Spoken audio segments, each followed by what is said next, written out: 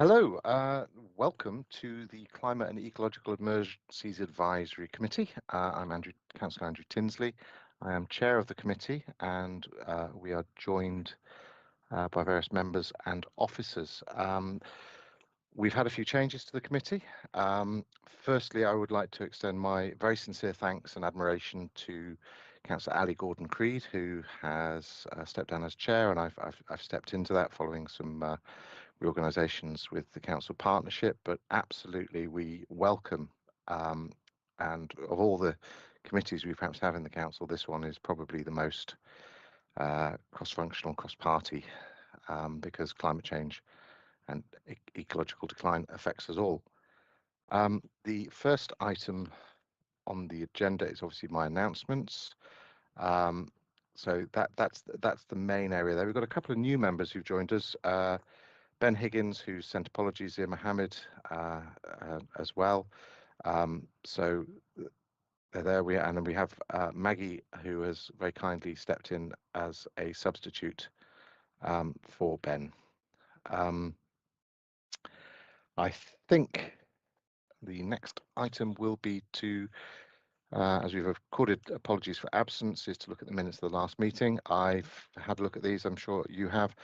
We agreed that these are correct record of the last meetings. So I would pass that on Sue as well. Okay. Any other comments there? Chair, do you mind if I just mention that Mike Giles sent apologies as well? Thank you. Sorry, I had missed that one off. Thank you, Mike Giles, as well. Okay. Thank you. That's recorded. So minutes of the last meeting are accepted. There are no declarations of interest as far as I'm aware. And there are no members of the public speaking tonight. So we're actually rattling ahead, if I've done it all correctly, and we're on our update from our Cabinet Member for Environment, who is Sam James Lorry. Sam, would you like to give us your update, please? Yes, just bring that. So the updates for CEEAC, the local area energy plan, the consultants over Arup have been appointed to deliver the plan on behalf of the Oxfordshire local authorities. There are two phases to this.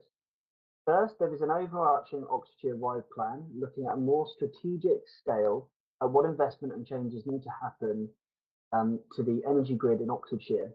The second phase, which will be led by our officers working with the contractor to create a district LAEP for South Oxfordshire. The final Nature and Climate Action Plan was published following Cabinet in March. The NCAP will now guide the work that the council will be undertaking over the next few years. The final NCAP has been professionally designed and is available on the website. The Oxfordshire Local Nature Recovery Strategy is now entering its final stages of preparation following a very successful public consultation. At the end of last year, which received over 2,100 responses, officers from the team have been deeply involved on helping shape the final plan, which is due to go to Cabinet for approval in October, before being published in November. The new waste contract procurement, officers from the climate team have been involved with the team that are undertaking the procurement of the new waste contract by integrating climate considerations and questions within the specifications and tender documents, and helping with the evaluation of the tenders. This is an important piece of work for the council, as it is our largest single contract and is also key to helping us deliver our climate targets. The council has been successful in winning a grant of 1.5 million towards a suite of decarbonisation projects at Abbey Sports Centre and Henley Leisure Centre. The grant was awarded from the government's highly competitive public sector decarbonisation scheme following the commission of detailed bid preparation work done by the climate team.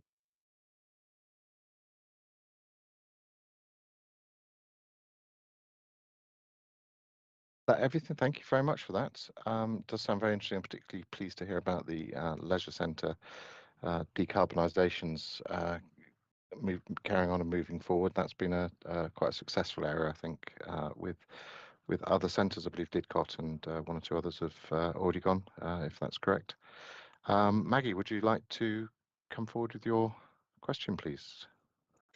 Yeah, not so much a question, actually. I just wanted to effectively highlight this, that our team the relevant team has been incredibly successful with the PSDF, PSDS, Public Sector Decarbonisation Fund, and that we really are powering ahead in terms of decarbonising our building. And in this case in particular, actually, they're joint use agreement one, so they're they're technically owned by OCC. It should be noted as well that in addition to actually securing those funds, we and county have put developer contributions as well. So in order to actually make these go forward. So it's not just government funding, it is also funding that comes from various pots of developer contributions. So I think it's really excellent, and hopefully they will contribute to our overall decrease in carbon emissions in not too long. I think it's by 2028 they'll be delivered. So yeah, excellent news. Yeah, thank you. That's very good points. Thank you. Andrea. Yeah, thanks. Thanks, Sam, for that update. Question about the local area energy plan. Is that, I think you said it was going to be taken forward at a district level, so there'll be a district plan, or is that a programme or a big project that's being handled at county level? I will have to get back to you on that one. As you know, I've only just taken over this portfolio, but I shall take that away and ask.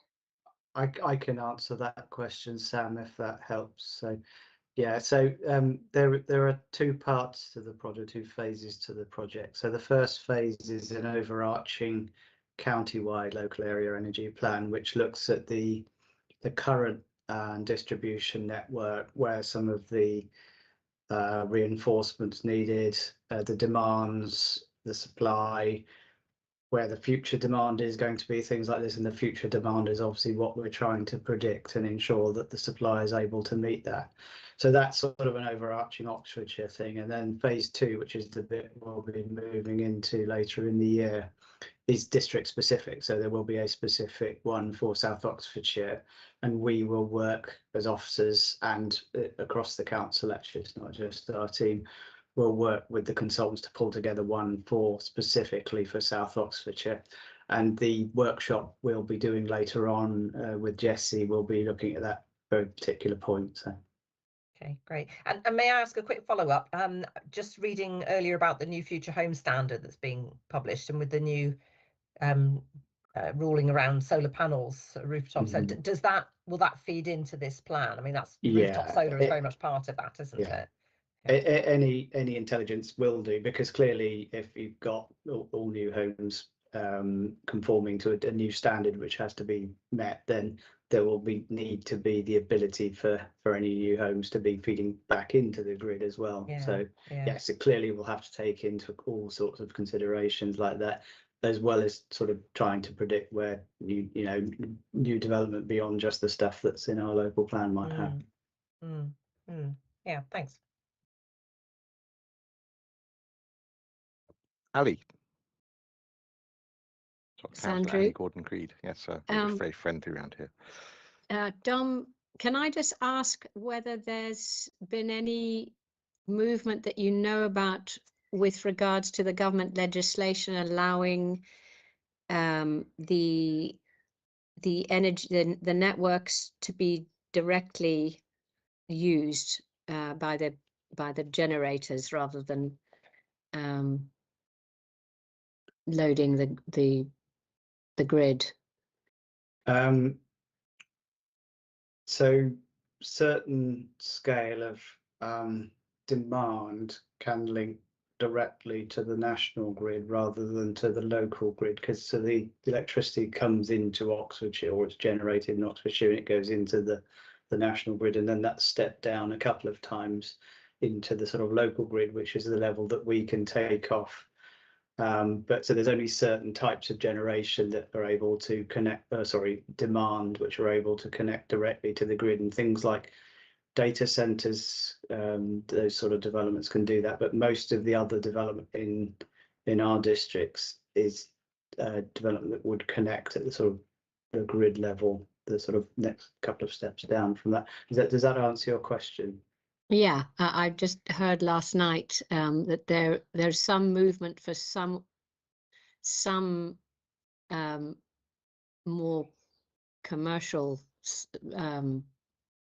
properties, I guess, or projects where the government is moving on the legislation a bit to speed things up. And I just wondered if we'd heard any benefit of that yet.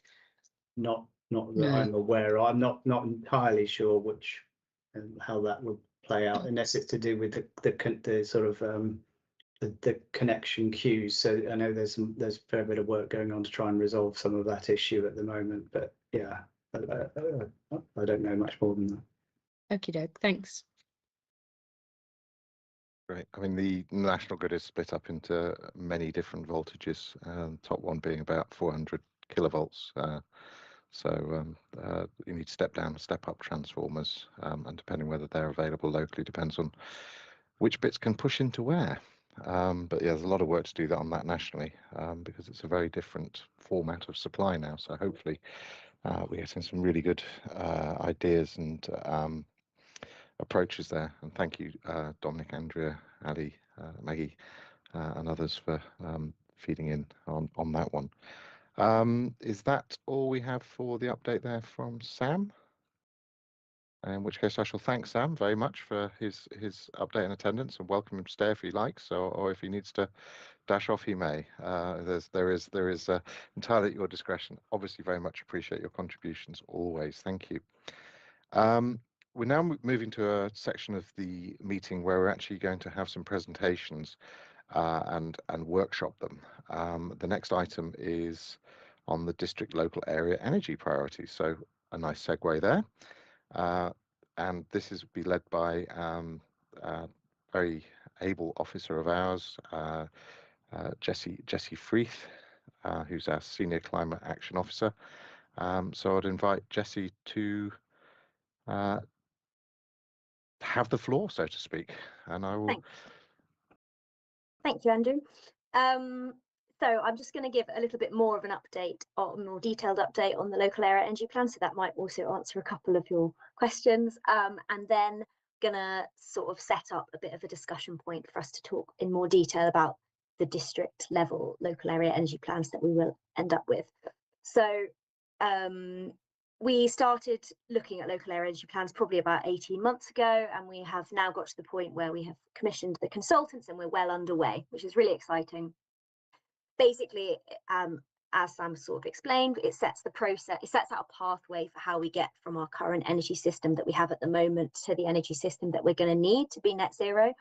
It sort of takes into account the fact that we're developing away from large power stations that just send energy into the grid at one singular point, towards a more distributed system where we have people taking energy off and inputting energy onto the grid all over the place. And also takes into account the fact we're going to need a lot more electricity as we stop using gas and other fossil fuels, and also as new development is brought forward. We're trying to look at this proactively rather than waiting for huge delays. We are already seeing some delays, as was alluded to just now, in terms of getting grid connections. We're really trying to kind of preempt some of the problems and get a head start on this. The work is funded by the Oxfordshire Leaders Joint Committee, previously the Future Oxfordshire Partnership. So we're not at the moment spending any district funding on this, other than putting in quite a lot of officer time. And we are working at the moment with all the other Oxfordshire local authorities on this strategic stage. And then we'll be still working very collaboratively with them, I think, as we all develop our separate district level local area energy plans in a few months' time. So in terms of what we have done, we started late December last year. We have shared a lot of information with the consultants, sort of data, things like fleet transport data, council estate energy demand data, information on the large-scale new developments that are planned for the district, site allocations, and also our decarbonisation plans for our council buildings. This has all been incorporated into ARUC's modelling, and they've combined it with sort of national level data sets and information that they have on the existing energy system. They're also using some of our data to ground truth national assumptions. And then all of this is coming together into their modelling. We have worked a lot with the other councils to identify who the key stakeholders are that we need to talk to about this process, and how they might be involved in the development of the LEAPs. These include community groups who are working on renewable energy projects or retrofitting, property developers who are involved in large-scale housing that will require future grid capacity, and also developers of sort of commercial developments such as data centres. Those have like two sort of areas of interest for the local area energy plans. Obviously need energy themselves, but potentially also have a lot of waste heat that could be utilised in potential heat networks. We have done quite a lot of stakeholder engagement already and are still working very hard on this. We started off with a briefing for local authority members and officers back in March. This sort of provided an introduction on what the LEAPs were, how it was going to work in Oxfordshire, and we had about 80 people there, which was great. If anyone wants to see the recording of that, I can send it over if you haven't seen it already. We started the kind of official stakeholder engagement process in May, when we had a awareness and fact-finding workshop, which had attendees from a range of organisations, including community energy groups, businesses, energy infrastructure operators, and of course the local authorities. We kind of gave it, the consultants gave like an introduction to the project, and then attendees were asked to identify sort of priority areas and opportunities for Oxfordshire, barriers that needed to be overcome, and also they were asked to input information that they knew about that might be relevant to developing an energy plan. And then most recently, we have had a workshop on the baseline report and modelling assumptions, which we've had like a draft of. ARUP presented the findings of the baseline report, and then they introduced the assumptions that they were following. These were broadly based on the Oxfordshire Route Map and Action Plan and the Pathways to Net Zero Carbon Oxfordshire work, and sort of builds on that. And they explained the instances where they were following the same assumptions from that work that obviously the councils worked on a few years ago. And then they also presented where they were proposing a slight divergence from those assumptions. And then the attendees were asked to validate the assumptions based on sort of reality on the ground and things like that.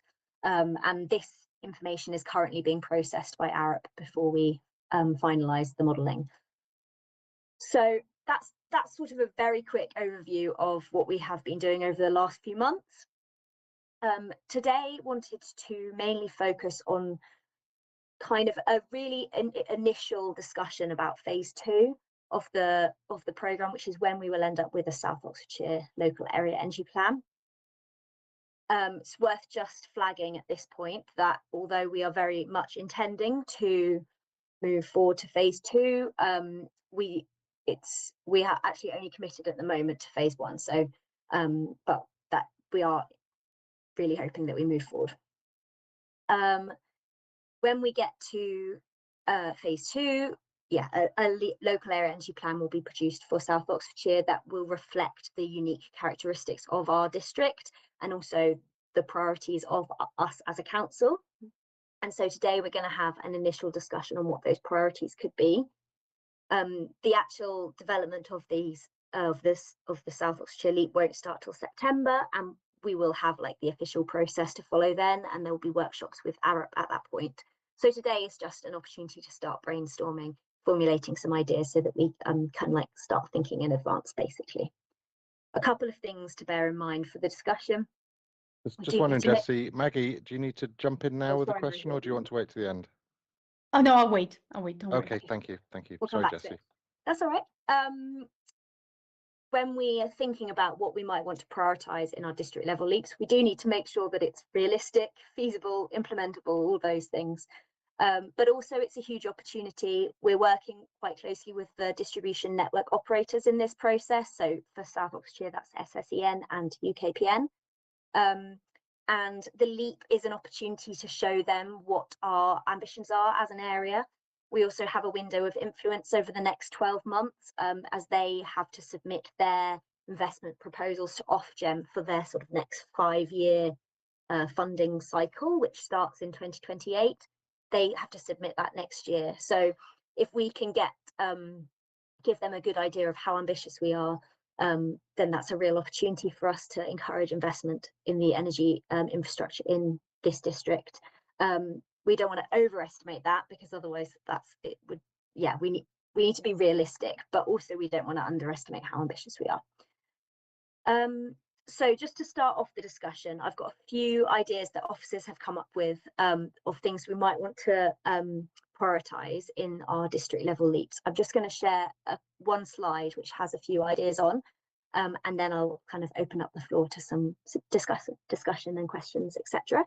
So we definitely want to make sure that the leap aligns with our other council priorities and projects. So, for example, we could use the leap to work out what actions or investment is needed to provide the electricity infrastructure that is needed to deliver the proposed net zero policies and site allocations in the joint local plan. That also could link to the question earlier about the future home standard and the requirement for solar panels. From that, we need to make sure that we have the electricity grid capacity available to be able to deliver that. We might decide that we really want to focus on making sure that the energy infrastructure is available for the decarbonisation work of our own council buildings. We might decide that we really want to focus on working with stakeholders to explore solutions for decarbonising the science park, so for example, Culham campus. We might decide to focus on projects that meet investor needs and how we can encourage those. We might decide to focus on developing a pipeline of potential projects for community energy groups to pick up and take forward. We could use the LEAP to identify sort of focus zones for retrofitting interventions. So identifying areas where there is a lot of similar types of styles of housing that would all need similar retrofitting interventions. And then working out how we might best facilitate such retrofitting. We could also look at how we can support communities that are already looking into solutions for their own villages or neighbourhoods. So, for example, we know a few years ago that Brightwell-cum-Sotwell did a feasibility study for a communal heating system, but that it hasn't been taken forward because of lack of capacity or lack of people to drive it forward, basically. So that we could try and support projects like that.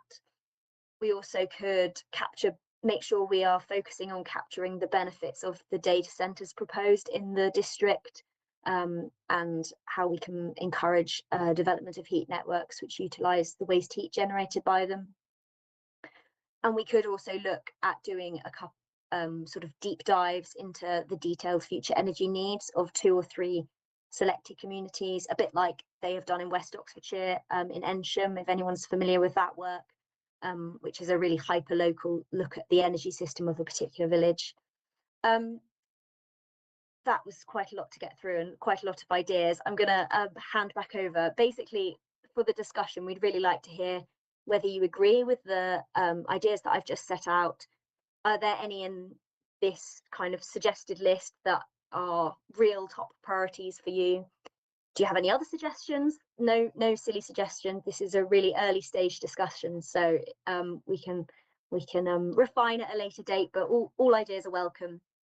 And then in a slightly separate question, if you are aware of any businesses or communities in your areas that are looking at community energy or renewable energy or communal heating projects that we could use the LEAP work to support, we'd be really keen to hear about those. We know about some of them, but I'm sure there are others, and want to know about what we should know about, but we don't know about, if that makes sense. That was a very long introduction, but hopefully that is good setting for the discussion. Absolutely, Jessie, that was really useful. Thank you very much for that. And I've already got a few ideas buzzing, but I do notice that Maggie has her hand up, so better dive to Maggie, and floor's yours.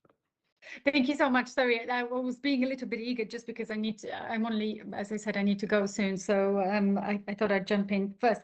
You've actually sort of answered one of my questions, and it was about where do distribution companies sit within all of this.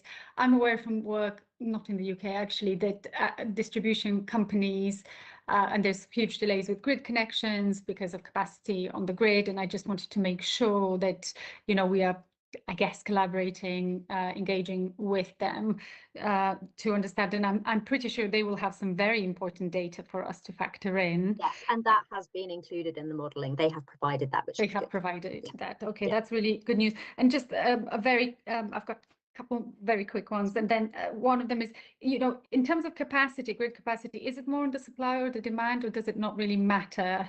I'm sorry, excuse my ignorance. It's mainly on the supply, is my Okay. understanding, but I will have to, I'm not. Okay.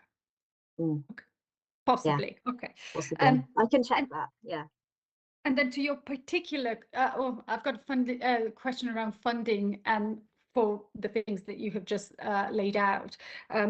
Obviously, some of the funding will come from these investment plans that we come up with, and that the distribution companies will submit to Ofgem, so government funding. But are there any other pots of funding that we are hoping to use to bolster, I guess, support these leaps?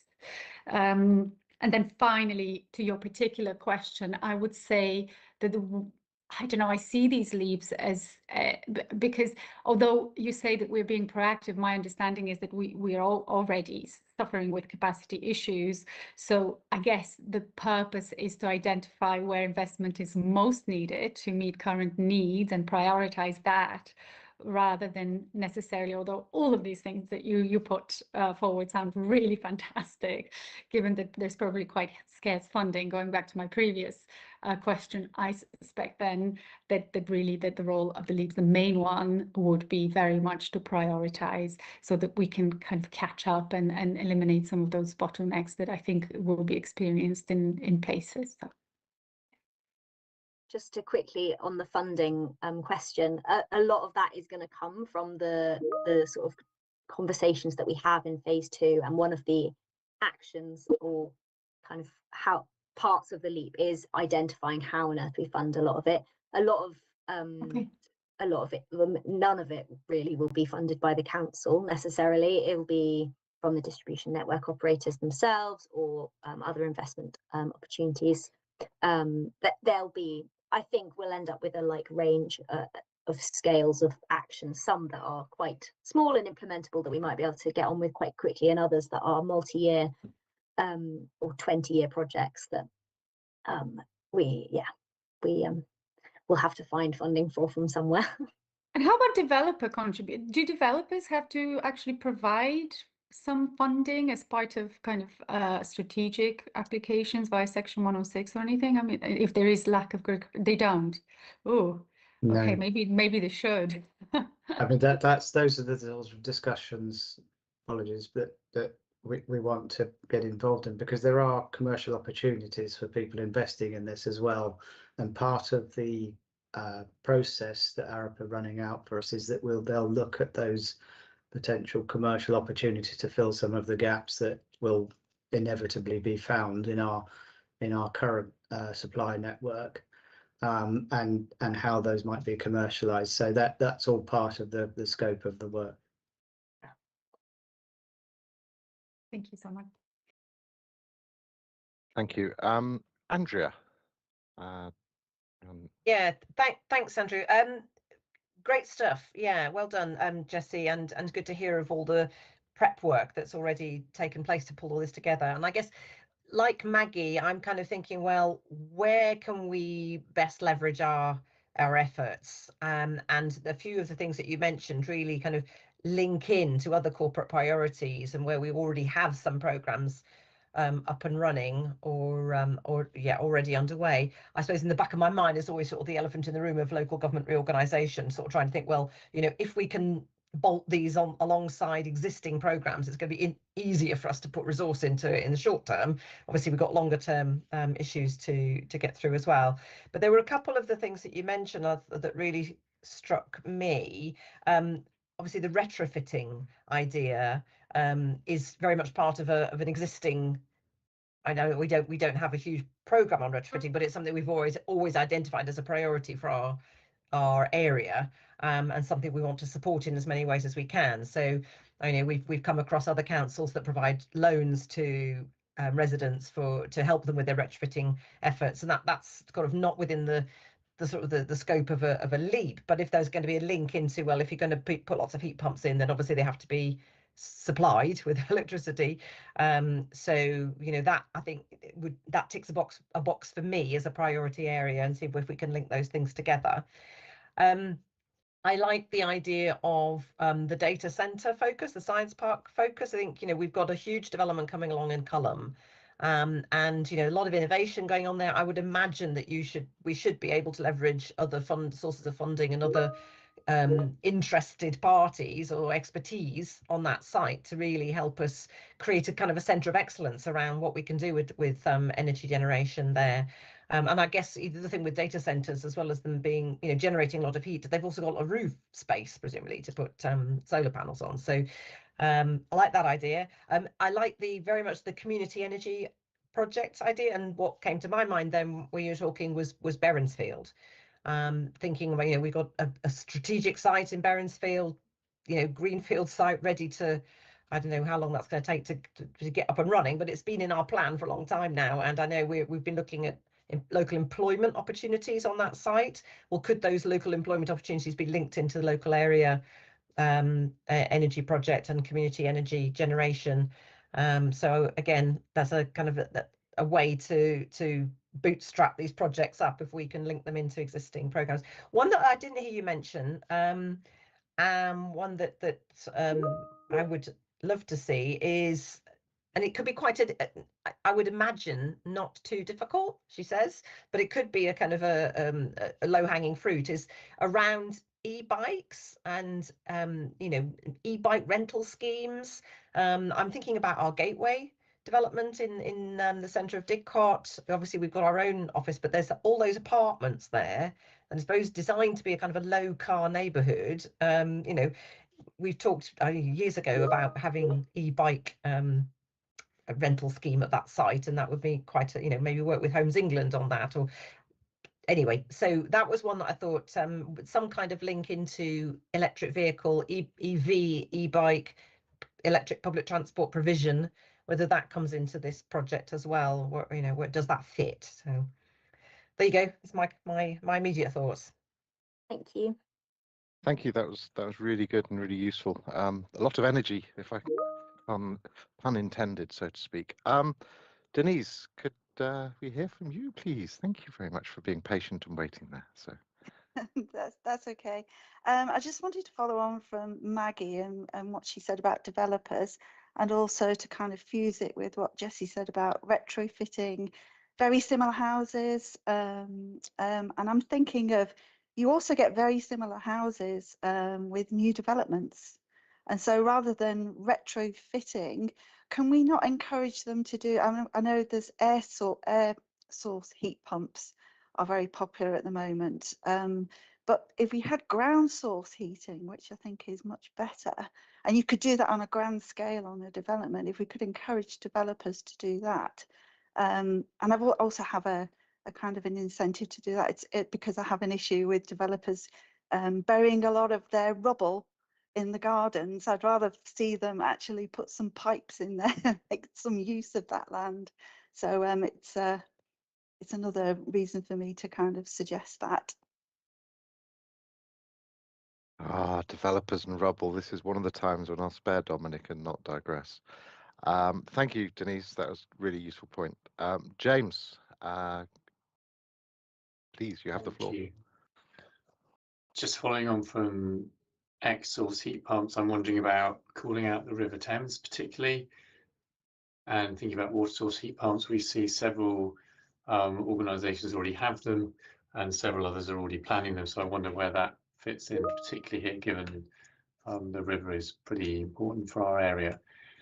I had a different question, Jessie, in response to your point about which of these categories. I wondered if what work we've done in terms of scaling those particular areas? Because like Andrew, I'll be very keen on retrofit. The idea of working on the JLP and having that all really integrated makes sense. But then I caught myself thinking, but how well do we understand the scale of either waste heat potential, say, as you talked about data centers there are, or the demand side for each of those categories of ideas you suggested to us? So a lot of that will be informed by the modelling and sort of strategic analysis that's happening in phase 1. So we will get a much better idea of that. There's also on the sort of waste heat, there's a lot of work coming out of national government mapping and zoning at the moment, heat network zones that will be incorporated into this. So we will have that information that we can then use to sort of make those types of prioritization decisions. That makes sense? Okay. Yeah, no, it does. I was just hesitant to kind of offer views when it seems to me the scaling the materialities is rather important here. Yeah, and we do need to, this is why this discussion is sort of a, let's just throw all ideas on the table at this point, because we should be using the information that's being generated now to ultimately make these decisions, but we don't have that information yet. So linked in with that, I was curious about the demand side reduction and how that fits in what we're talking about, because I'm wondering how that fits with, yeah, we're talking about building a network, but we're not going to get through this period of time if we don't all reduce our actual demand.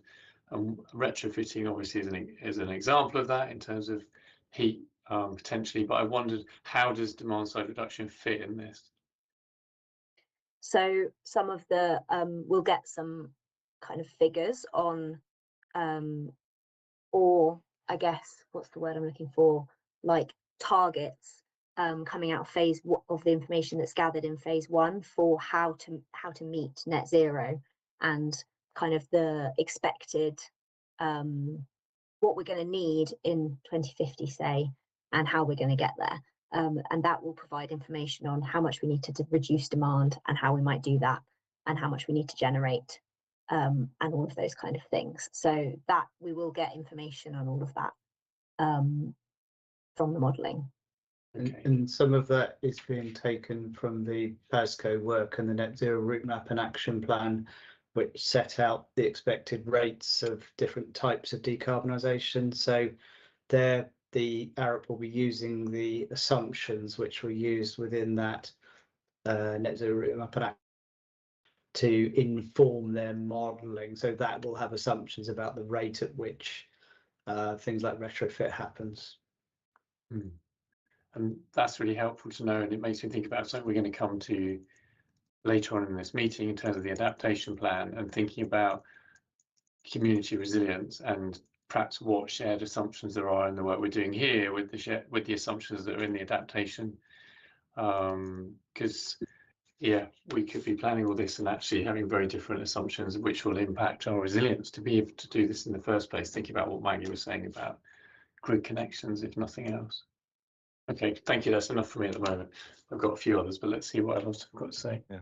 Thank you, James. That was really interesting, and I've definitely got to have a chat with you sometime about cooling in the Thames. That sounds like a really interesting area. Thank you.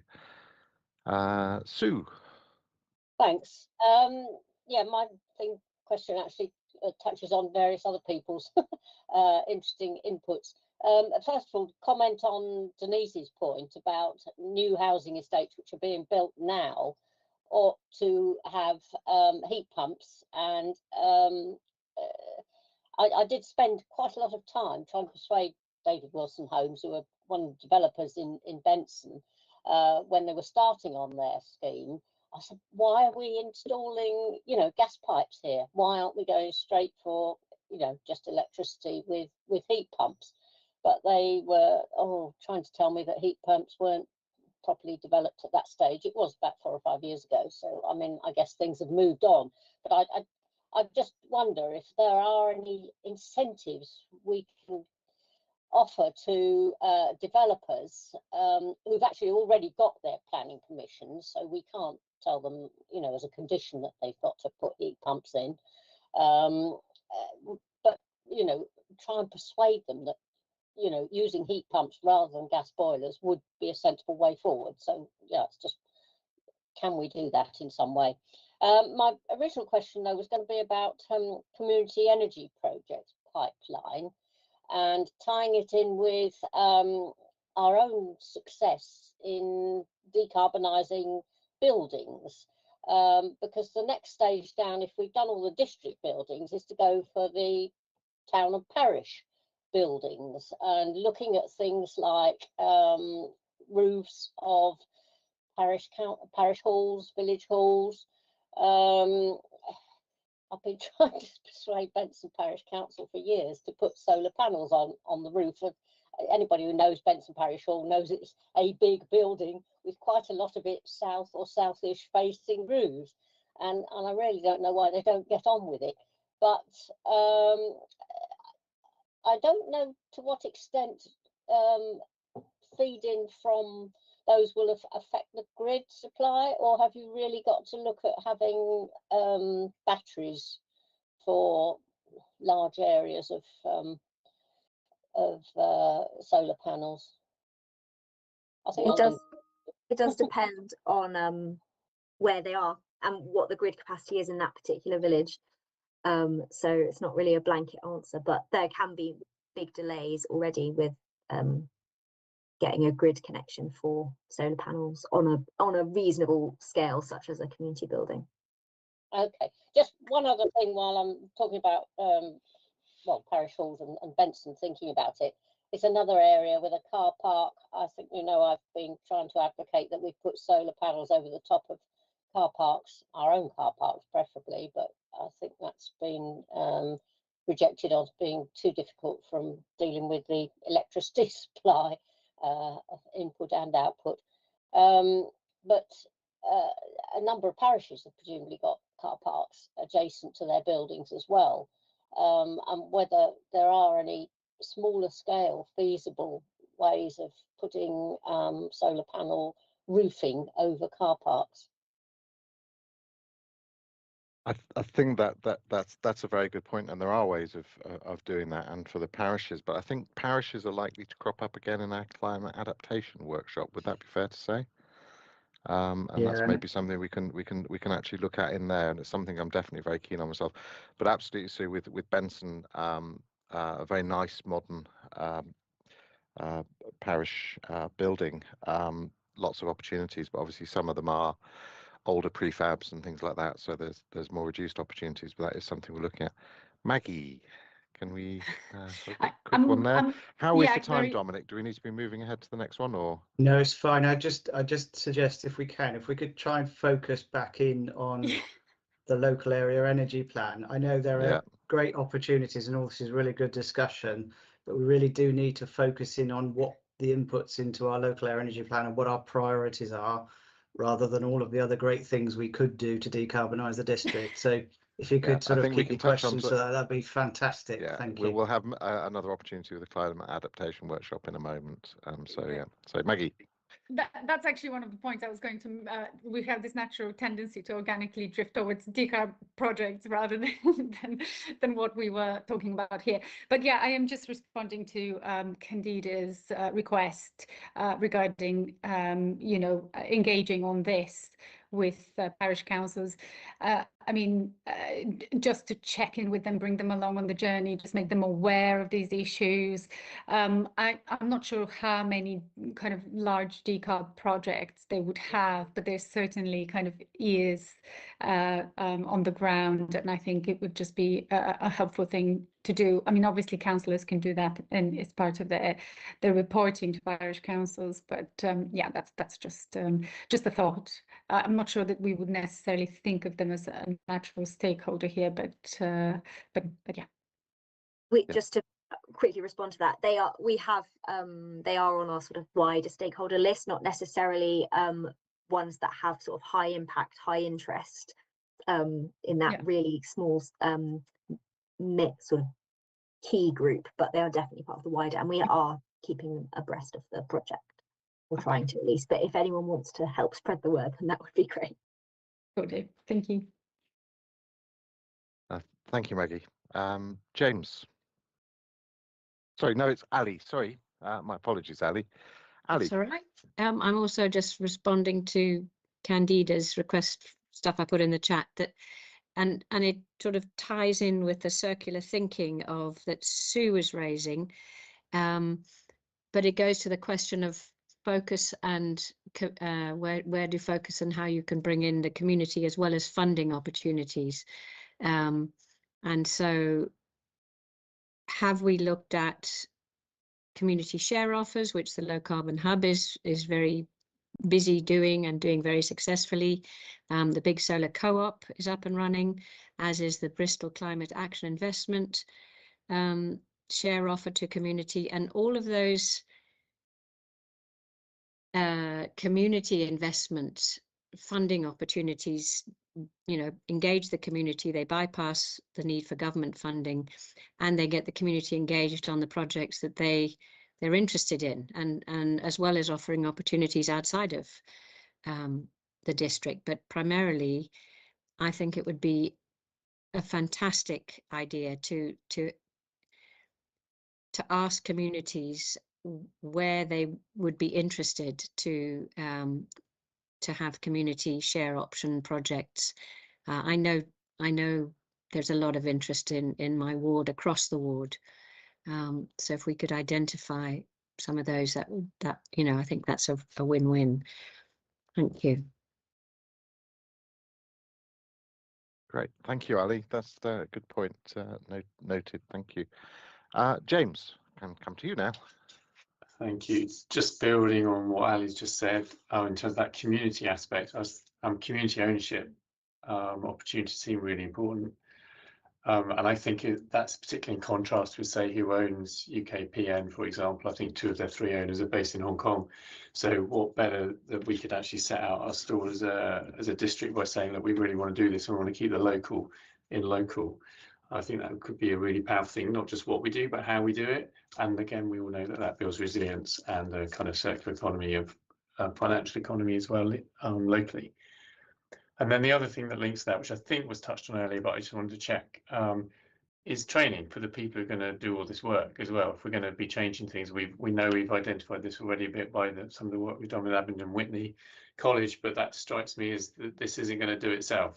And so I don't know if those things are in scope, but they feel to me really important in terms of the ownership and the actual infrastructure to get these things done, because we can have a lovely plan on paper, ...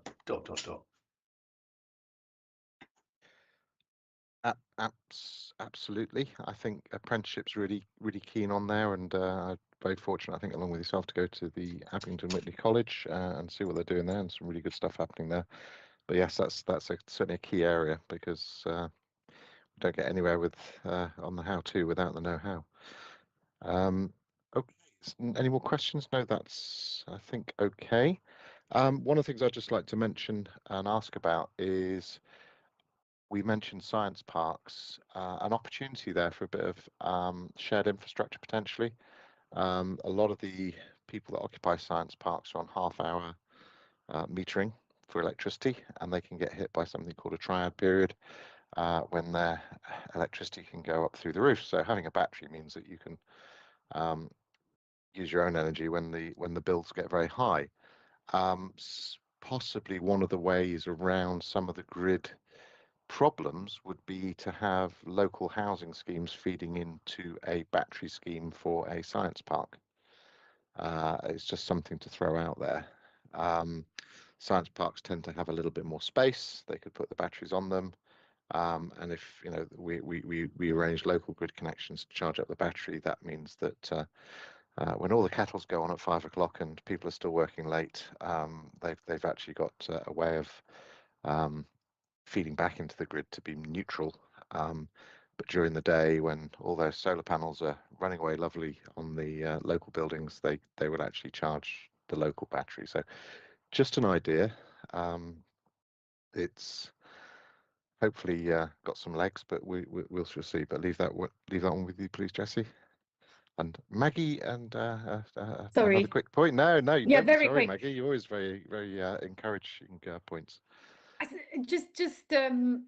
You probably won't judge me for bringing that one up. I'm sure you already are, but housing associations, they have now quite significant capital programs which include decarbonisation. Just wanted to check you are managing to engage with them, or we will be, or we have plans. I'm not sure which phase exactly that would be in, but yes, yeah, okay, good. Okay, I think we've come to the end of that. When I say the end of that, I think we've come to the end of the beginning, or the end of the little part of the beginning, because there's a huge amount of work to do there, and absolutely fascinating. So thank you very much, Jessie, for presenting on that. And yeah, really set me thinking. There's some really interesting things to look at there, and definitely we'll look forward to seeing how all this develops. I think some really fantastic opportunities. Now moving ahead. Sorry, Andrew, before we leave this point, I was just going to just oh, sorry, yep, go on. Just go back and just maybe ask Jessie and Dom to comment on what we're saying about integrating the local area energy plan with other programs that the council's already involved with. I mean, obviously this is a big area, and also we need to make sure we're cooperating, as you are doing, with our other partner authorities, because clearly, you know, these sorts of programs there is some economies of scale to be had there. So does that make sense that we should be looking at this as part of an an integrated whole, rather than lots of sort of standalone projects? Yeah, definitely. So this is, it sort of ties in with a lot of different things that we are doing. We're looking into like heat network opportunities as a slightly separate thing. Obviously, there's very strong links with the joint local plan. In an ideal world, you would do the local air energy plan, and then it would be as part of the evidence base for a local plan. Obviously, we haven't done that. The sequencing isn't right, but we're using the LEAP as an opportunity to try and make sure that the policies in the joint local plan are deliverable. So there's a lot of work, and we're working very closely with the planning policy team on that. And yeah, so it definitely is tying in with a lot of different things, and we'll continue to do so. Great. Good luck. Thank you. Yeah, thank you again, Jessie. That was really good. Thank you very much. Okay, Dominic, so we're good for time? Thank you. Next, we're moving on to, we are blessed with talent tonight, always, our Senior Climate Action Officer, Kim Hall, who is going to give us an update on the climate change adaptation route map for Oxfordshire, which we've had circulated before. Hopefully everyone's had a chance to look at that, or at least catch the main points of the news there. Kim, would you like to kick off your presentation, please?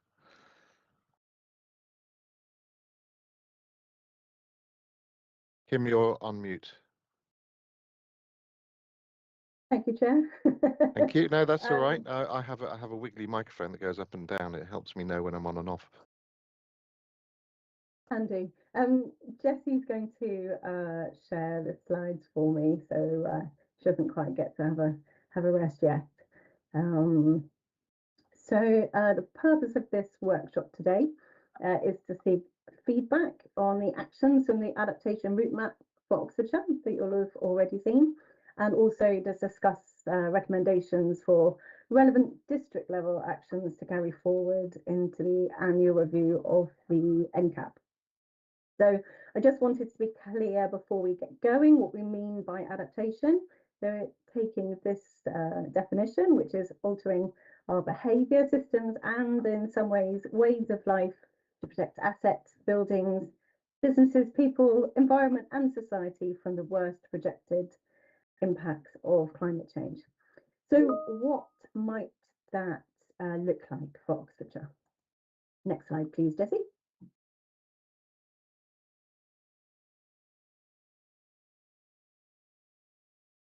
In terms of heat waves, so there's a 1 in 3 chance that Oxfordshire will experience maximum temperatures above 37.5 degrees C within the next decade alone.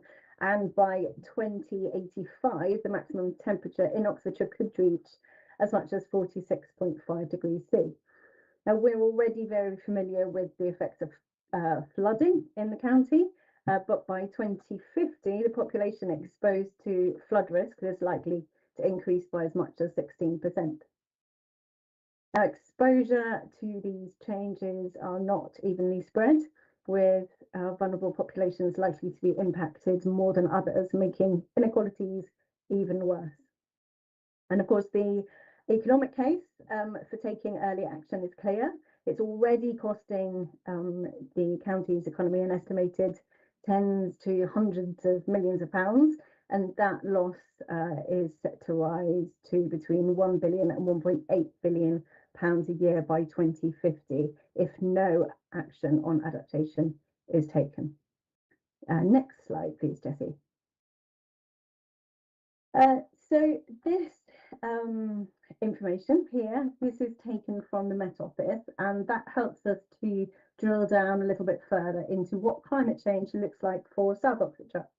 Now you can download these local climate reports from the Met Office's local authority climate service, and you can look per district for a better understanding of what the specific climate risks are going to be in the local area. The detail might be difficult to see here on these slides, but actually I find it presents the information really clearly, and it's definitely worth taking a look, and we will put the link in the chat so that you can take that away with you. Next slide, please, Jessie.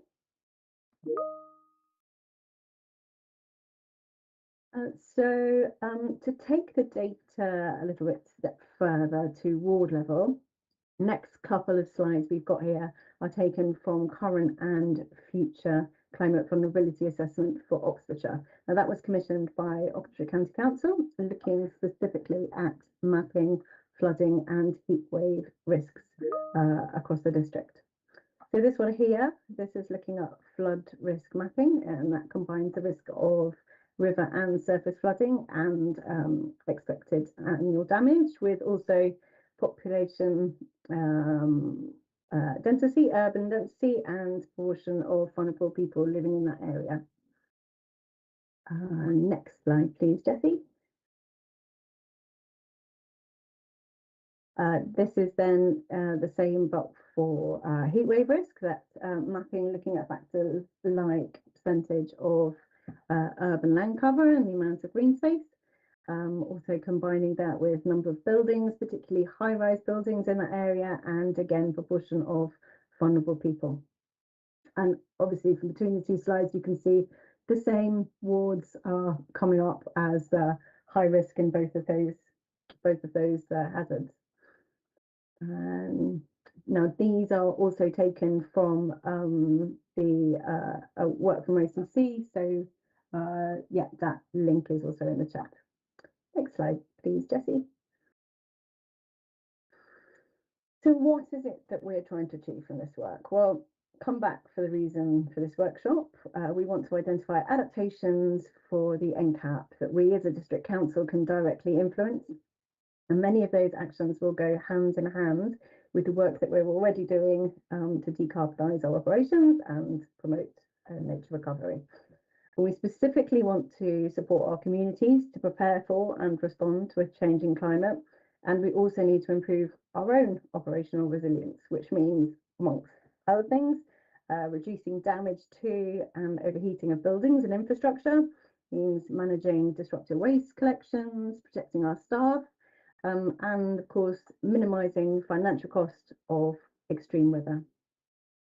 It also comes back to making sure that we are all aware of what those climate risks are and where we are most vulnerable, so that managing that risk and improving our resilience to long-term climate change is something that is shared by everyone.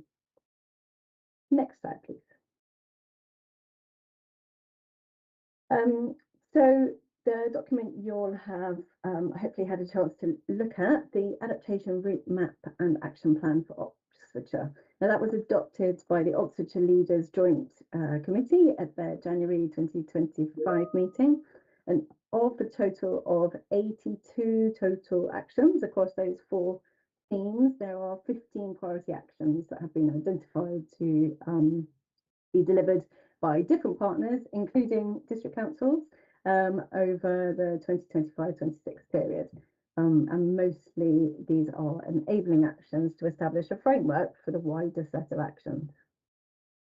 So you all have seen that not all of those priority actions will be of relevance to the district council, but those that we can already involved are, they include establishing a working group, which we're a member of, also looking and trying to identify potential funding sources, as again, many of the actions are unfunded. Also looking at developing capacity building materials for leaders of councils and other stakeholders, and also to develop district level adaptation actions to carry forward into our own nature and climate action plans. So of the remaining 67 actions, we'll be looking to pick up a small number of those key actions which have got clear specific objectives that we can develop in the next couple of years, and where possible incorporated into business as usual programs. Now, some of those would then be taken forward as individual council, or we could take forward in collaboration with partners. Next slide, please.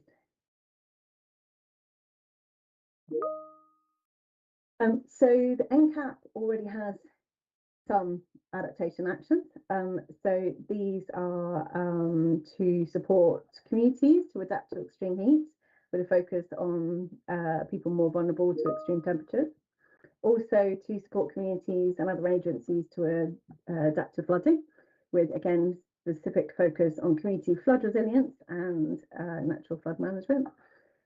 And then finally, following the publication of the Oxfordshire Climate Adaptation Route Map and Action Plan, develop district level adaptation actions for the councils and integrate them into the annual review of the NCAP. Now, the results of this workshop will directly contribute to delivering action CA4 and will help officers by informing what type of actions might be added to the NCAP by Cabinet in March 2026. Next slide, please.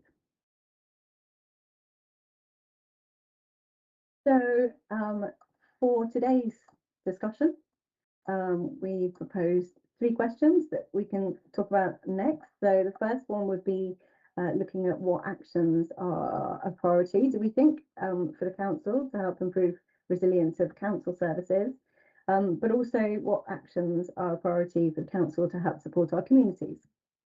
And then finally, thinking about this presentation and also the information that you already know about, what sort of resources or further information do you think is needed so that we can deliver more capacity building and training when it comes to members, local leaders on climate adaptation? So the final slide is to sort of help us get our sort of thinking caps on.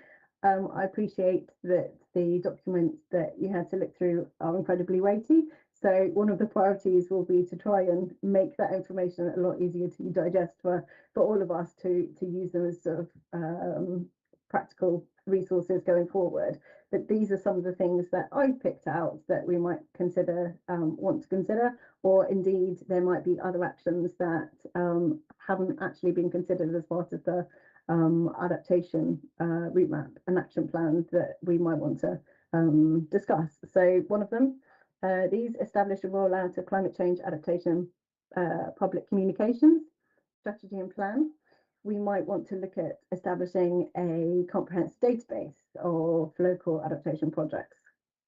We might also want to look at continuing utilising existing funds that we have to explore new ways of funding community resilience projects. We also have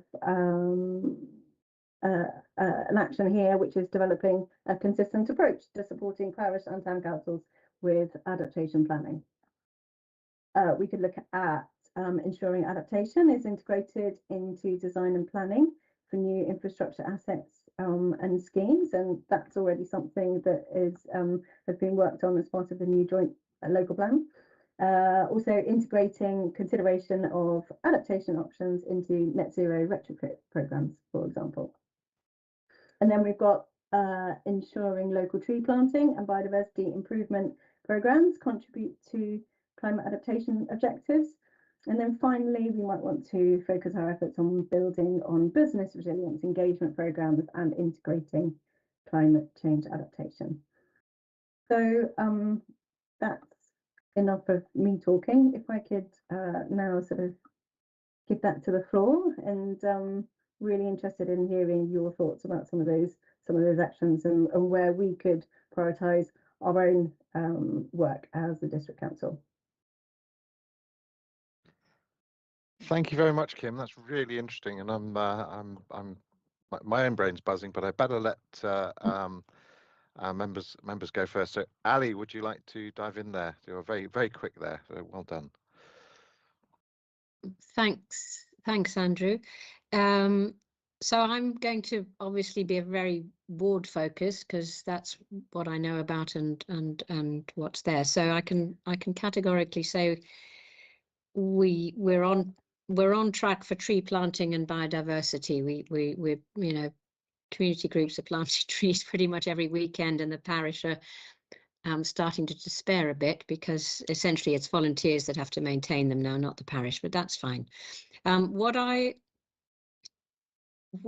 I would love to see more of is that all the parish councils, I feel, are floundering a little bit in terms of the way forward, and so supporting them with adaptation planning, I think, would be really helpful, especially places like Chinner, which I think now holds the accolade of the largest village in the UK with no infrastructure, no infrastructure in terms of what to do with the water and the lack of, you know, they really do need help with how to become resilient, I think, and they would welcome it. They're really an open door there. So that the net zero retrofit programs possibly relevant there. Small community energy projects there. There's no businesses in Chinner, so it really is quite I think it would be quite an interesting trial because it's quite a difficult, essentially it's a town now. I think it might be, you know, recategorized. And then I did have a bit of a random question with regards to across the district flood resilience, which I know Sam James Laurie will appreciate, but is there any movement on getting the Environment Agency to stop the block of allowing beavers to do natural flood control? Because they do a hell of a lot better than men do. And at the moment, beavers are constrained in pens. And I just wondered if there was anyone liaising with the Environment Agency on regards to, can we please utilise beavers in our flooding district areas, which I think would be incredibly helpful. That's it. Thank you. Okay. Kim, do you want to go first on that? I think Don might also want to step in, but just to say that the Environment Agency is one of the stakeholders involved in the working group, adaptation working group. So they are sort of part of that, and obviously have been identified in a number of the actions going through that. Specifically referring to Ali's question, Don, would you like to? Yeah, on the beaver front, so that has actually changed now. So it is possible to license unfenced releases of beavers, but it's still closely controlled by Natural England through a licensing process. But it is gradually moving forward into a position where beavers will be able to recolonize appropriate areas where the national authorities believe it won't cause adverse impact on livelihoods and property, but hopefully will allow all of the biodiversity benefits and associated flood management benefits in retaining water particularly in the upper catchments of rivers and streams which are prone to flooding. Fantastic. Thank you, Dom. Great. I think that answered that brilliantly. Gosh, always learn something here, and that's amazing. It would be amazing if we get beavers back in Oxfordshire somewhere. That would be terrific. Andrea. Yeah, thanks very much. So your first question there, what actions are a priority for the council to help improve the resilience of our own services? And obviously, thinking about what are our biggest areas of service provision, planning is a key one. And I think you've already got there a priority action to work on nature-based solutions as part of our planning policy. So I think that's a really important area, a high priority. We've talked already about housing and retrofit and working on existing housing stock and also on new developments. So that's a big area for us, ensuring our the people who we help to get homes are provided with affordable and homes that will help them to adapt to future climate change.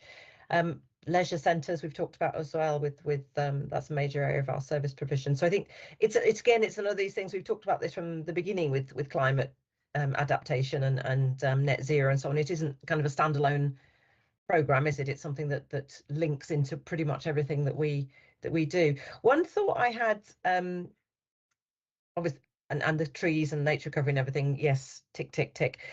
One thing that hasn't, I don't think I saw unless I was misreading the very lengthy document you circulated.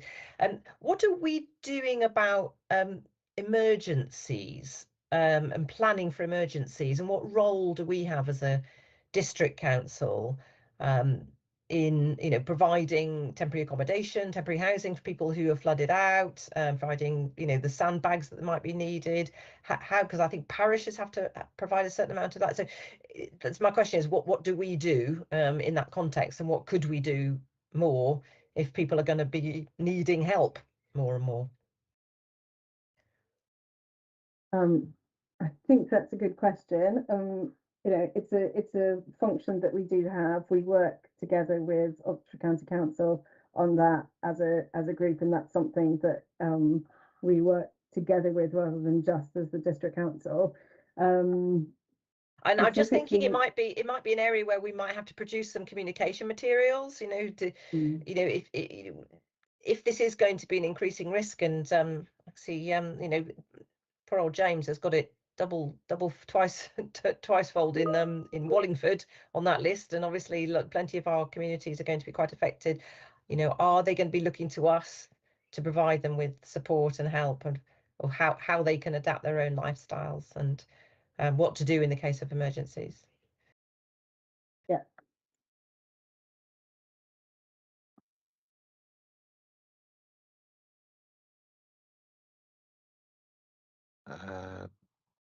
Sorry, have we dealt with the question, or is it still hanging? I think I was just providing feedback. So. No, I'll just jump in on that if I may. One of the things I was asking earlier, around about with some of you and with some of the officers as well, is we've seen in towns that the creation of warm spaces. We also probably need to think about the creation of cool spaces during heat waves, so that people can have somewhere to shelter there. And this comes back again to the parish level. And I think there's a rich vein that's developing from several angles on having those safe spaces for people to shelter in and keep cool if there was a heat wave, and also having resilience to some of the grid down situations we've seen, perhaps affecting Spain and Portugal recently, and obviously with more severe related things with Ukraine and what have you. So that may be something that becomes an increasing justification to support the parishes directly with that. So that's something we can think about from a policy point of view, but probably not policy, not generally for this meeting, but it's something to explore. One of the areas I've also touched on with Dominic in the past, I think it's probably coming good. We're seeing a lot of people putting in hard standings and things like that for electric cars and things like that. All these have a cumulative impact on flood risk because it becomes makes the catchments a lot flashier. One of the things we could do potentially to sort of harmonise some of these areas is to look at the areas within parishes and towns that are owned, that they could put in ditches, hedges, swales, those sorts of things, creating biodiversity areas, and possibly getting those credited as biodiversity net gain. And that may be something that is a double win there, because there's potential source of funding and a route in. So I will leave that there. The other one I'm very keen on, as Dominic knows, is engaging with the people who have our brown bins, to say, if you manage your garden like this, you'll help us with flooding, or you'll help us with heat waves and this sort of stuff. So there's some very engaged people out there already, and it's how we use our existing networks. So again, the emergency planning side of things tremendously important. So I'll shut up and I will ask Denise to hear her ideas, please. Just a few comments really on what Andrea said. Didcot Town Council is creating its own sort of resilience plan in conjunction, well, based on what Oxfordshire County Council provided. But it would be interesting if we could get some support from District Council as well. So I think that would be a good thing.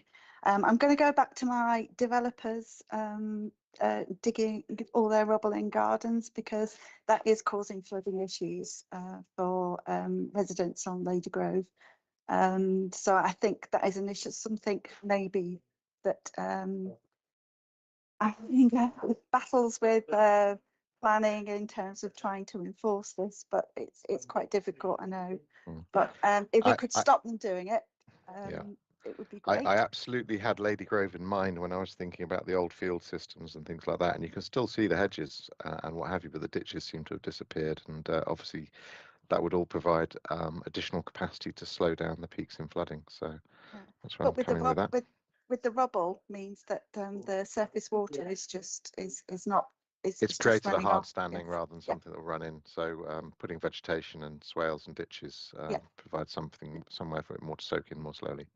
That's right. Also, I was just going to say about be careful of making sure that anything that you plan can be carried through right to the very end. And I'm thinking more on tree planting, because OCC have planted quite a lot of trees on verges in Didcot, and they're asking, there's a little kind of what's it, QR code or something to talk about how it can be watered, but I don't think these trees are being watered, and they're quite substantial trees, so they will need a lot of water.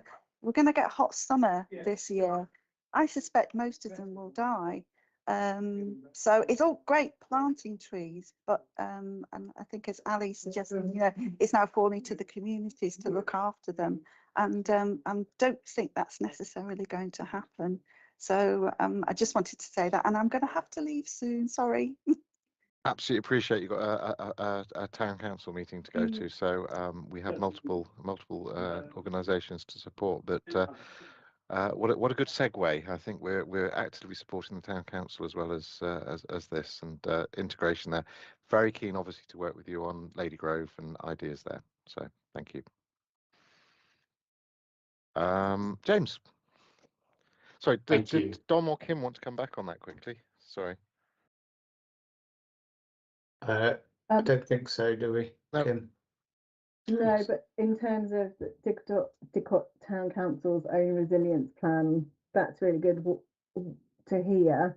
What we're particularly keen on, and again, this is sort of one of the actions, is to develop almost like a library of resources that actually other town and parish councils, community groups can use. So we've sort of started gathering sort of case studies of sort of projects where we perhaps supported them through funding, whatever, but actually making that much bigger. And I think one of the pieces of feedback that we've already got is that, for many communities, it's where to start. So that kind of information would be really useful. So yeah, that's super. Yeah, where to start is sometimes the very most difficult bit. James, sorry to interrupt you there. No worries. I think it's really good. Thank you for bringing this agenda item. Getting more adaptation focused items in our NCAP is really important, isn't it? Because I think we identified last time there's 4 adaptation ones versus the 28 net zero. So overall, I think this is a great idea in terms of rebalancing, given the reality of where we're headed. And that links to one of the priorities I think is important for all of us, is to really understand the scale of this. So I think this point about developing a set of adaptation capacity building materials for senior leaders, us as community leaders, the senior staff team and everything seems really important here. And if I even look at this report that was produced, I had a look at this before, and they're suggesting that in a 4.5 degree world, that Oxfordshire's GDP will only contract by 6.5%. That's plainly not in tune with the science. And so there's something there for us to be challenging even these things that we get received. If we were really in line with the science, we'd understand that. So I think this piece about really understanding the scale of what's coming down the track and behaving accordingly is really important here. It starts from there. If we really understand it, then we're going to make the right priority calls. I think right now it's still a bit of a comfy zone for us. So I think there's that piece which is vital. And I think that links with something which I'm not sure is in here, and Kim, we've touched on this before, which is we talk about communicating to our communities. I think there's something about building their ability to deal with the psychological impacts. Andrew, you said about Wallingford being in the crosshairs on both flood and urban heat islands. Those people who now have been flooded several times, the moment it starts raining, and there are British Red Cross reports about all this kind of thing, the psychological impact, and that as a result of which perhaps the mental health issues and the healthcare issues increase dramatically. So there's something about us having really truthful communication with our residents and then working with them, not just about in the emergency situation, but the kind of underlying chronic health impacts that has and the innovation and creativity issues it has. And there will be a bifurcation moment at some point. And I think we as a district want to be on the right side of that, of having been really honest and truthful with people about the potential. And I like the language in this report. It talks about no regret actions. And I suspect that's one of the no regret actions because it builds community again, so that we can actually have really strong resilience, whether these things happen or not. We all talk about COVID as having been a good time in one way because people got off their backsides and helped their neighbours. So there's something about that. Now there was something, oh yeah, and once we got that leadership in place, I think it'd be much more straightforward to have these kind of county-wide climate change adaptation guidance for developers, which will address things like hard standing and everything basically, because we'd really get it, and I think we'd act with much more urgency that's required. So there are a few thoughts for me. I don't know how much sense that makes. If anybody wants to make any comments on what I'm saying. Well, it made perfect sense to me, James. I think you've got some really good ideas there, and thank you for your comments in the chat. I didn't know about Bristol doing cool spaces, so that's a possible area to learn from. So, but again, I'm keen to make sure we have the resilience at parish level for people there should we need it. But absolutely, as you say, it's going to be. There's an inevitability about the resilience we're going to need rather than the trying to avoid it now. So, yep. And thank you, Denise. I know she's just leaving us now. My regards to Didcot. Now we have, is that Lee there? Hello, Lee. Yep. How are you doing? Hi. Yeah, I'm really pleased to see where we're going with this, because early on there was much talk through this committee and elsewhere about, you know, adaptation is for wimps and we've got to go to the core, carbon reduction, and that's the only thing that matters. And actually we just got to pull every lever, and adaptation is a big part of what we're going to have to do. I'm interested, we've been talking for some time about the big mapping that we're seeking to do, looking at habitats, looking at areas of landscape, movement corridors. We know that the EA is just releasing its new flood area map, and I don't know how far down the line we are, either at county or at district level, at looking at flood modelling, but we are going to have to get into that. A lot of this stuff is troubling because it's, you know, there's a need for money. There's a question about how much bang do we get for our buck. But we also need to see if we can't, through adaptation, bring more players into the game, maybe companies, maybe farmers who are prepared to take some action or provide some funding if they know it's going into something which is beneficial along the lines of adaptation. There's a huge issue about soakaways from older homes and so forth, and maybe we can do more about no extensions without comprehensive soakaways, renewables, and maybe insulation. We've tried to do what we can, I think, with insulation. Let's look locally also at where we are with Thames Water. I think Thames Water has probably finally landed now, and the government are looking down the wrong end of the barrel of a lot of money. And everything that we can do, therefore, maybe begins to count, and maybe government begin to think in a more joined up way. Everything that we can do about attenuation of water flows, soakaways, maybe creating some more water storage in the right places, ponds, whatever. Not a reservoir you can see from space. I'm not saying that's a bad idea, but there's lots of little things that we can do that collectively could make an awful lot of difference. And I just think some of those things are useful. I'd like to see how much we can turn the mapping and all the rest of it that we've done into an action plan to help us address all this. Absolutely. I don't know if Nope. off track there, but no, it's covered a few areas, but absolutely agree with you. Kim, anything to come back with on there, or Dominic? Nope, that's okay. One of the things I did note in the risk zones outline that I was very pleased to see there was on, and this won't surprise Dominic, on soils, because he knows I did a master's dissertation on that, and the other one is on blue and green water, getting into there. So some of what you're saying about designing in sogginess is very much the green water, and I think that's probably a good way of looking at it, and the sogginess will help our trees. Sue, good to see you there. Thank you. Yes, I guess mine come under the heading of planning, but as regard it's an adaptation to the climate in terms of housing. One thing I'm probably aware of when you go abroad, that a lot of the houses have shutters, and we've never bothered having shutters in this country, as far as I can make out. But I don't know whether you put it in a design guide or whether it has to come naturally as part of building regs, but it does make quite good sense to me to have shutters, because they can help keep out the cold in winter and keep out the sun when it gets too hot. The only trouble is most of our windows are not being made to, you know, to take shutters. So, I mean, I had down, it was items 60 and 37. So, you know, some could be retrofitted, but only if you're doing the whole window, really. Or for building in future, you know, make provision for shutters.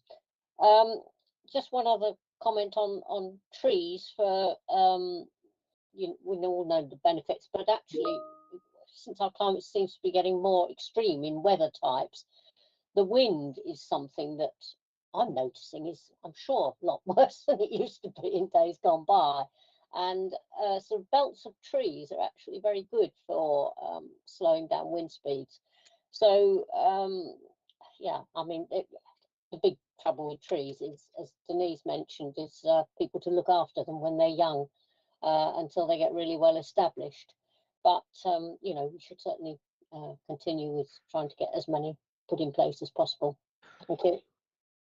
Absolutely. Sorry, but just before James says, absolutely with trees and watering them and things like that, a lot of roof water currently goes directly into sewers. So that's an area to look at as well. So, James. Thank you. I thought I was on mute when I wasn't. Was like, Kim, I realised I didn't answer your third question either about resources and information. A couple of ideas. There are some really good provocations from the Climate Majority Project there's the work of deep adaptation with Jem Bendell and various other people there, which are quite provocative, but they really get you into a really interesting space on all of this, and leadership particularly. And as you know, I work in a community interest company which looks at a lot of this leadership in this context. So I'm very happy to talk about that if it's helpful, and I've been talking with councillors in other places. And then Ali's reminded me that there's also quite a lot of research being done at the University of Reading on nature-centric approaches to a lot of what we do, and that's way beyond reintroducing beavers. It's thinking about, Sue just mentioned wind, but wind, heat, flood, but really using the inherent eco-value of nature, and if you will, thinking about what would it be like if we considered housing, which was a workshop last week, from a context of not putting human needs privilege, but actually having the needs of the whole ecosystem and us just being one species. It may feel a bit out there, but actually some really good, if you step back a bit from the really out there stuff, there's some really interesting next steps that could be done. And there was a really talented group of people working on this last week. And so it may be worth, I'm very happy to link you up with them if you wanted to talk to them about how they're seeing this, because it's all about adaptation in a very practical but also philosophical way. James, your second, you talked about climate majority project. You also talked about, what was the second one? It's the work of deep adaptation by Jem Bendell and various others. Can point you in the direction that I warn you, it's not happy reading, but it's incredibly inspiring because it gets you to realise the importance of this and to work on it. Yeah. If you could send us a link, that would be greatly appreciated.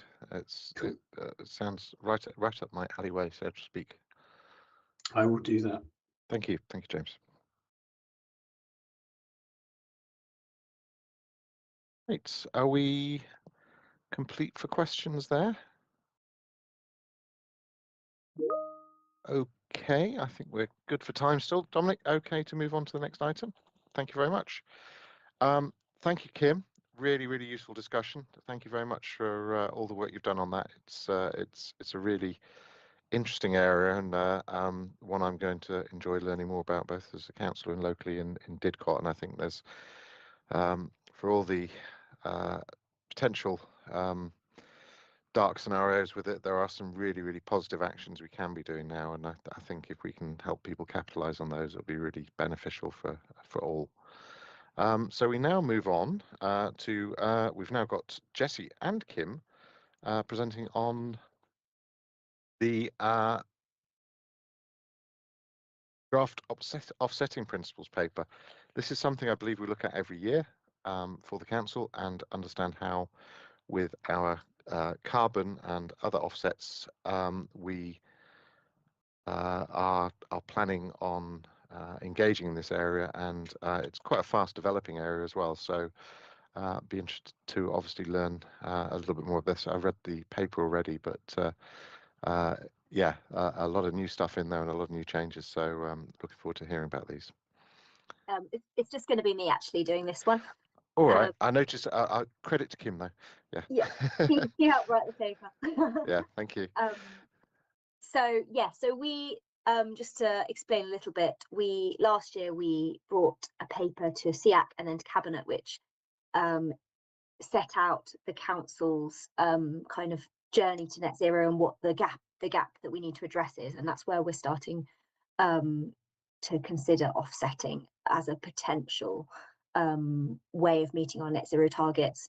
We are then going to bring that paper on our net zero progress to update that every year based on the latest figures. This discussion today is a sort of new one. We did start talking about it at the CEEAC meeting back in December, where we had a discussion based on sort of two main themes. The first of those was, should the council be considering investing in offsetting at all to reach our net zero targets? And if we do decide to invest, what would the council's approach to offsetting be? Just to quickly summarise that discussion for anyone that wasn't there, overall it was sort of accepted by members that it's very likely, or basically certain, that we would have to purchase some carbon credits in order to achieve the operational net zero target of 2030, but that of course our focus must be on reducing the council's emissions as much as possible first. it was agreed that if we did end up deciding to purchase carbon credits, we must prioritise sort of high integrity credits that have a local focus. So that was the outcome of that discussion. Today's paper is an update on that, which sets out a proposed way forward for this area of work, and presents an updated set of good practice principles which could be followed to offset the council's residual operational emissions. These principles have been refined based on the discussion we had back in December. I'm not actually going to run through the principles now because hopefully you've all had a chance to look at them, but I'm happy to take any questions at the end. Obviously, big elephant in the room is that in the month since that last CEEAC meeting, the context of this discussion has shifted a lot due to the proposals for local government reorganisation. This council is not going to exist anymore in 2030, which is the year we would have to start buying carbon credits in order to meet our current operational net zero target. And it is not for us to say whether the new council will retain that current net zero target or what actions they would take to meet it. However, we feel it's important, just like all the council's other decarbonisation work, that we continue to make progress during the local government reorganisation period. As Andrew explained, the concept of offsetting and purchasing carbon credits as a council is an emerging one, and we need time to develop an approach and for officers to gain the skills and knowledge. So that's why we're sort of still having this discussion now. So for this reason, we have developed the set of principles which are in the paper, in Annex 2 in the paper, and the proposal of this paper is that CEEAC recommend that Cabinet endorse the framework set out by these principles. Following these principles should ensure that the purchase of carbon credits is not used to substitute direct emission reduction. That was something that came across very clearly at the discussion back in December, and also that the co-benefits are maximised and delivered within the district. And by adopting or endorsing these principles, the councils would demonstrate their intention to only support high quality local offsetting projects. So we know that this council isn't actually going to be committing any expenditure, but endorsing the principles will support the work that is underway in Oxfordshire to develop a new local carbon market. I'm sure lots of you are aware of the local nature partnerships project, which Dom and I are involved in, which is coordinating efforts to develop a nature-based carbon offset market that will help deliver new wildlife habitats in the county. Just to flag before I take any questions, we had this discussion at the Vale CEEAC meeting last week, and members there raised a couple of questions and points of clarification on a couple of the principles proposed. So I'm going to be adjusting them a little bit based on that feedback and any additional feedback that we received today, and we'll recirculate via email before we kind of progress to Cabinet. So just to bear that in mind when you're making the decision about whether to recommend for Cabinet, that we will probably have a few very minor tweaks that are just sort of points of clarification. I hope that makes sense. Happy to take any questions. Thank you, Jessie. Yes, it was a very interesting paper, and personally, I think the principles are all very sound. Not wanting to preempt anybody else, but James, would you like to give us your thoughts on that, please?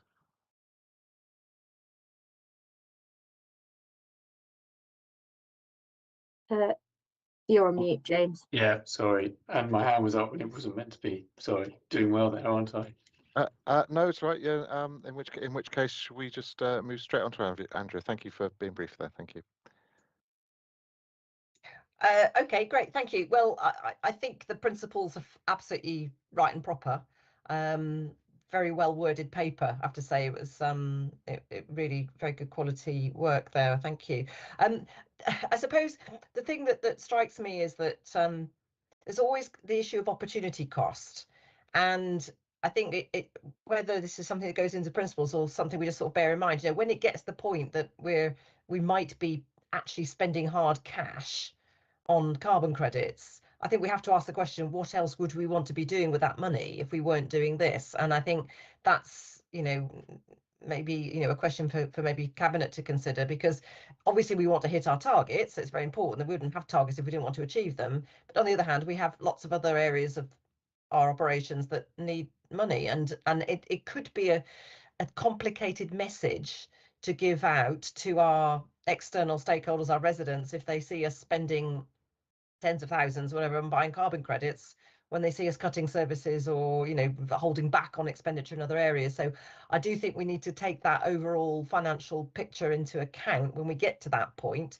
As you say, Jessie, it's a long way off, and it may never be a question that we have to, you know, tease our brains with anyway. But maybe we could put something into the paper about that sort of overall financial context. What else might we be wanting to? I just think it's another in your decision tree. It's just another factor to throw into the mix. But other than that, I completely endorse your principles as they're laid out. Thank you, Andrea. Good points there. I think sort of going back to earlier points, and all these areas are interrelated naturally. Well, naturally is the way they're interrelated, so there we are. But it would be very useful to consider with carbon credits whether locally we can actually create carbon sinks, because it's another part of the green-blue infrastructure side of things. And if that's something we could do by encouraging one sort of development, can we, you know, within, as we've touched on, within the parishes and other areas, is that something we can actually make happen, or don't we have enough available land to really make much of a difference there? But again, it's linking this thinking in across all the projects. So thank you. Are there any more questions on that? I think the main thing to do is, are we all very happy to recommend those to the cabinet to take on? I think we've still got Sam on board. Hopefully he's just available if he is. And I won't. Lee, quick question. Yeah, I was just interested to pick up on what it was that the Vale discussion suggested as a nuance of change, and also perhaps reflecting just a little bit of all the traditional things that we talk about. Something we don't talk about is the explosion of IT and AI and all the servers and all the heat that they will generate. A few clicks that we inadvertently do in our lives can set off lots and lots of queries running and lots of impact. And from a planning and all sorts of points of view, that probably won't actually even ripple the Richter scale, because it's not traditionally seen as being a big deal. But it is interesting. Anyway, I just would be interested to hear what the Vale came up with. It was mainly to do with potential contradiction is too strong a word because it wasn't that, but between principle 2, which is offsetting that removes carbon from the atmosphere, will be prioritised, and principle 7, which is where possible, offsetting projects should be directly related to the greenhouse gas emissions being offset. I can see why there might be potential for them to contradict, and the background to that is that principle 7, which is offsetting projects should be directly related to the greenhouse gas emissions being offset, is that links directly to a policy in the joint local plan, which is about developer offsetting for net zero buildings, and how that would have to be, if it's being delivered off site, it basically needs to match what should have been delivered on site. So I just need to tweak the wording slightly around that to kind of neaten out that clarification. And the other question was on principle 3, which was basically a question as to why Oxfordshire had been chosen as the geography, and whether like a mileage, essentially the question was, why is it not in the district? And the response to that was, at the moment there aren't any offsetting projects that we could, even if we wanted to, invest in South Oxfordshire, for example. So just broadening it out a little bit to give enough options. And the response could also be that it could be on a mileage basis rather than a Oxfordshire basis. Could be something we could do something about, maybe. Well, exactly, which might be the next stage of this work stream. Yeah. James.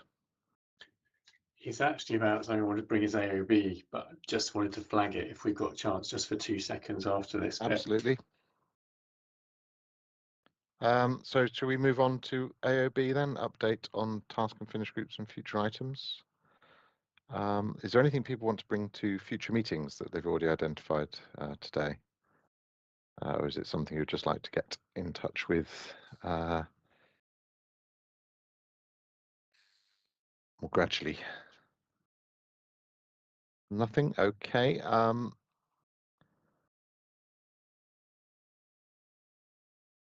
So I think we're happy to take that forward to committee. Sam will obviously, as our environment committee member, will be presenting that to committee with a recommendation to Lee. Sorry, you got your hand up. I'm not sure if it's wholly our bag, but just an observation that some of the planning changes that are being proposed, no need for biodiversity up to 50 homes, you know, can any consideration of extending the AONB, maybe triple SIs are nice to have, but you know, sometimes we should perhaps just build over them. Some of these changes that are being kites that are being floated and flown towards a new planning bill do actually seem quite scary to me. That it does seem to indicate an attitude of mind which is very focused, yes, on delivering housing need, but not so very focused on anything else. An interesting point. I'd say it's probably a political one, and I dare say others in the meeting may have other views. But I think it's an area that's developing, and we shall see how it goes. But I think you know, with regionalism, maybe there's a little bit more opportunity to put some nuance into that. Who knows? James. Thank you.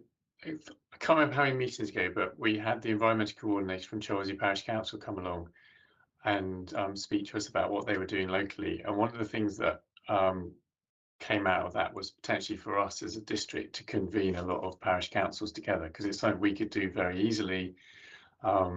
It's not expensive for us to do, but it would be really beneficial in terms of getting things to happen on the ground.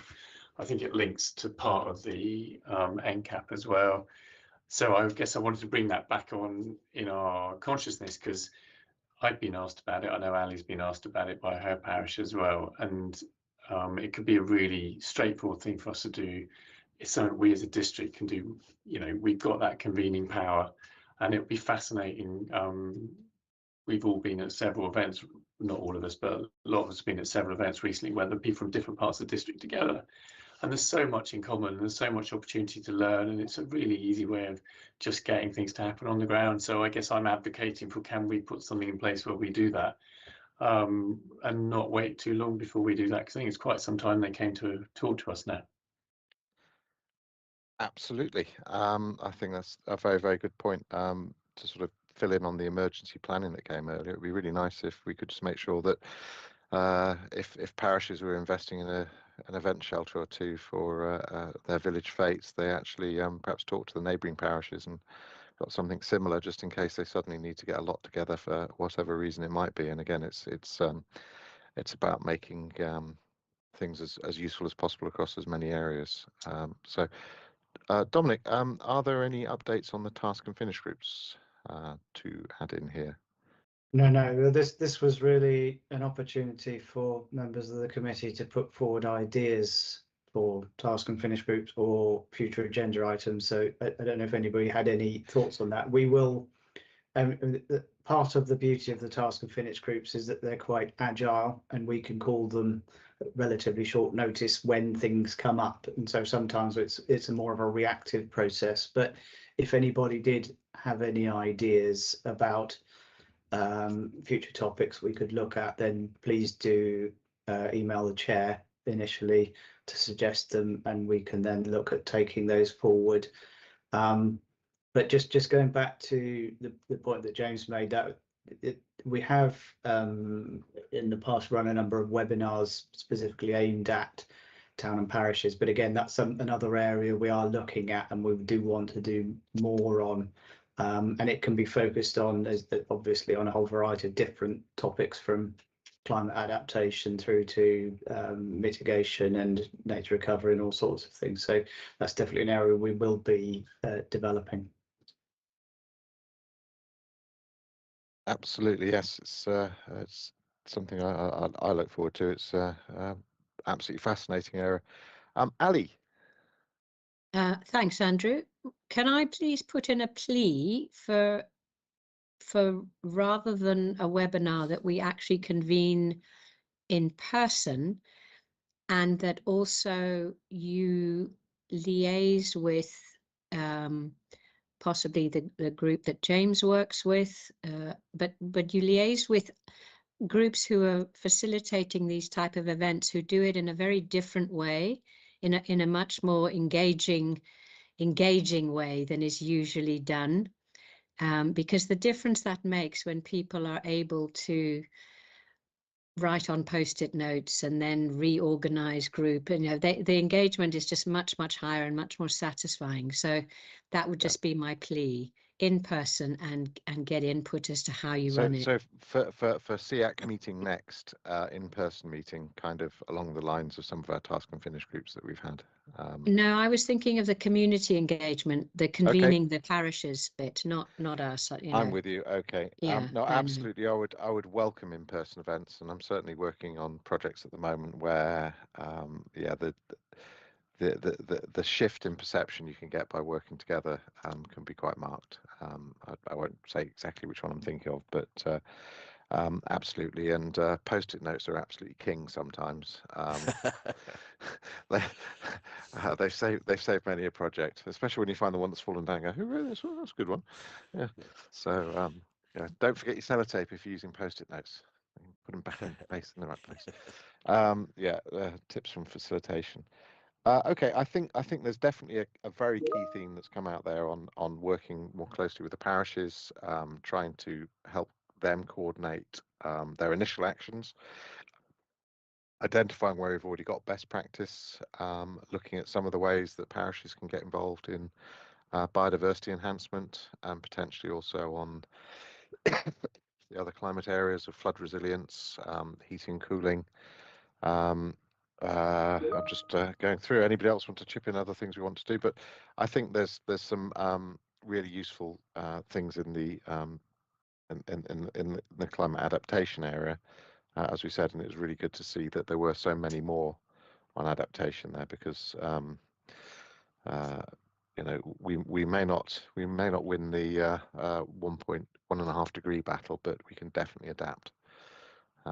So it's having multiple layers of resilience, isn't it? It's, we're planning for the best outcomes, but also the least worst sometimes.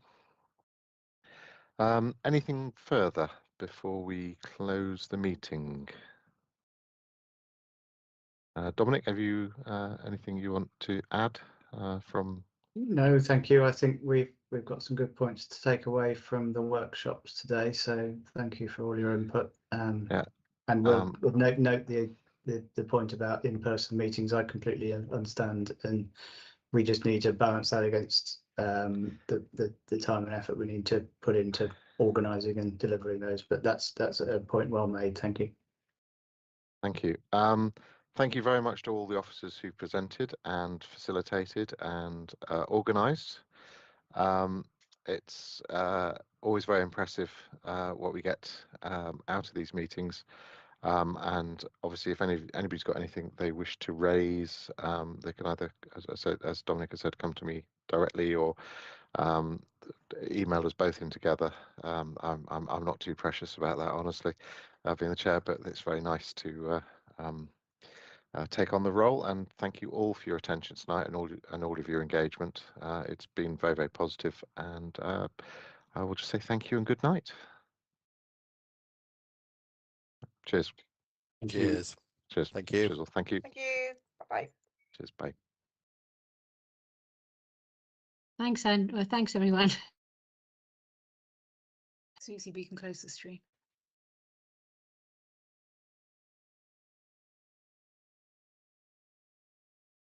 All right, have a good evening. See you later.